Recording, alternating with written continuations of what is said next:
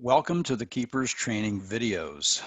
This is one of a series of about 10 videos that we are creating to help all of our education prep providers learn the KEPRS system. And let me go through some initial, just some lingo to describe kind of the organizations that are dealing with the KEPRS system. We are a part of the Kentucky Department of Education, or KDE.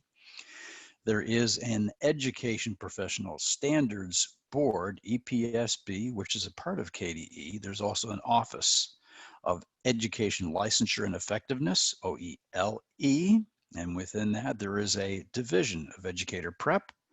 And then we have the system itself, which is the Kentucky Educator Program Review System. And the key contacts are Allison Bell and myself. I'm Richard Miller. There are some email addresses and some phone numbers. And the nice thing about videos, you can always pause this at any time if you want to write down additional information. These videos are going to focus on primarily the key modules within KEPRS. We've got an introduction and overview and how to get signed on. So that's the first video. This one is going to concentrate on contacts and permissions.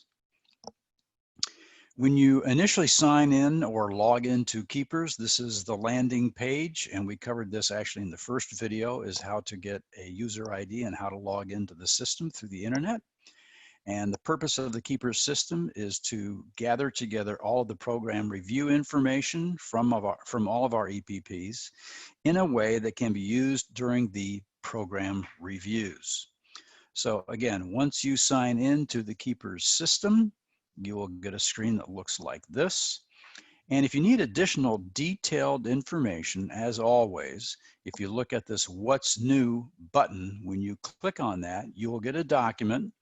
That document is the technical guide. So we have produced this technical guide that goes through section by section of all of the modules, all of the fields, all of the details. We've tried to include some screenshots that guide you through every step of using the system. So please make use of this technical guide when you can. So this particular video is going to concentrate on the next two modules. That'll be contacts and permissions. So let's start up the contacts section. Now I'm logged into our test system as EKU, and I have a user ID of Margaret T. Eastern is what I called myself. And so in this particular screen, what we've got is the top half has been oriented towards keying in a new contact. The bottom half is the list of the contacts that have already been established and been built. So the reason for this contacts module is there are various different roles that individuals at the EPP may be involved in when they're dealing with the EPSB. And we'd like this is going to take the place of being able to track each of those individuals, the roles that they are serving when they talk to the EPSB. We need things like your phone number and email so that we can contact you if we need to do something statewide for all these different roles. So let's first of all take a look at, I've got one particular person that's already been established in the system, this Deanna Pickles, and I can do an edit on that individual. And that shows me the information about first, middle, last, the address, city, state, zip, their contact title, and then the job role. And the key item here in this dropdown is going to be that job role. And so these are the various roles that you might serve when you are interacting with the EPSB. And so there's a drop-down menu here, okay? That's pretty straightforward. So if I were keying in a new person, let's call this Rick H. Mullen, address is 100, airport, city is, call it Frankfurt, 40601, we're in Frankfurt. And then phone number, and then your email,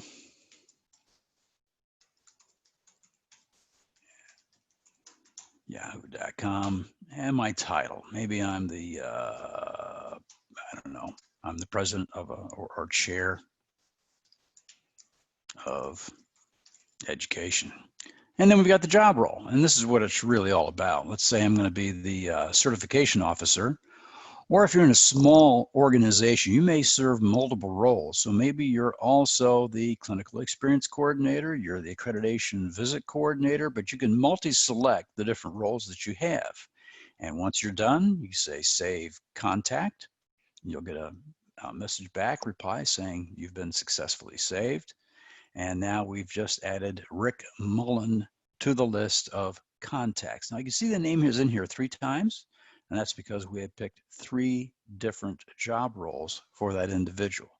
So if I say, well, this certification officer, that's a mistake, that doesn't need to be in there anymore, you can delete the job role, and just like that, it's gone.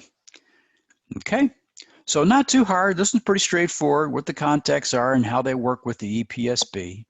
And if you need to, you can also do an export to Excel. We try to include this in all of the grid views within the KEPRS system. So we've just about always got some way to export the information.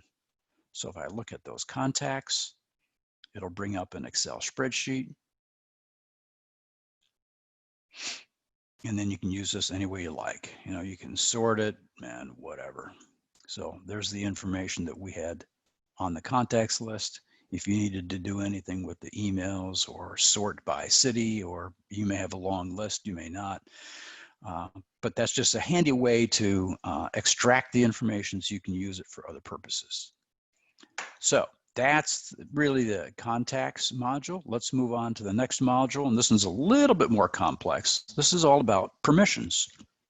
So you will have a security admin person assigned from your EPP to work with this system. And when you do that, that is the person who has the rights to go in and change permissions for everybody else in your organization so they can use all these applications. These applications are things like the courses, the educators, assessments, attaching documents, looking at the inventory. Each one of these has their own permission. So let's take a look at what that permissions module looks like. And what I'll do here, again, in this test system, I'll use my own EPSB ID to do the search. So I'm signed in as this individual here. I do a search. And I am Margaret T. Eastern, and then there's a list of all these different modules that you can use within KEPRS. And you can see over here that they've been assigned an administrative role. So that means the person can do create, edit, delete, and so forth. And as you can see here, it includes, these are all the different modules within the KEPRS system. We've got assessments, the audit reports, clinical educators, contacts, et cetera, et cetera, et cetera. Now, in order to change these rights, click on this field area for the admin, and what you'll see here are a set of radio dials. And you can change this person from admin to maybe they just do data entry.